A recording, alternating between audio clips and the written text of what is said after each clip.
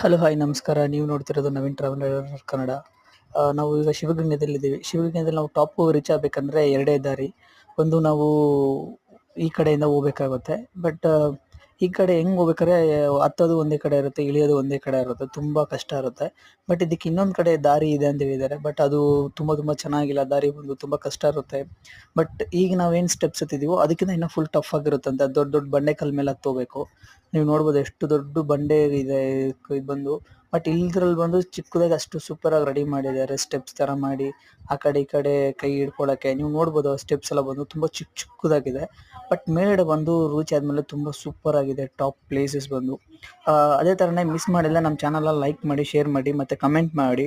ನಿಮ್ಗೆ ಏನಾದ್ರು ಇದು ವಿಡಿಯೋ ಇಷ್ಟ ಆಗಿದ್ರೆ, ಇಷ್ಟ ಆಗಿಲ್ಲ ಅಂದ್ರೆ ನಮಗೆ ಕಮೆಂಟ್ ಅಲ್ಲಿ ಹೇಳಿ.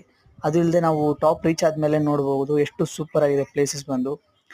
ಮತ್ತೊಮ್ಮೆ ಸಬ್ಸ್ಕ್ರೈಬ್ ಮಾಡಿ, ಲೈಕ್ ಮಾಡಿ, ಶೇರ್ ಮಾಡಿ.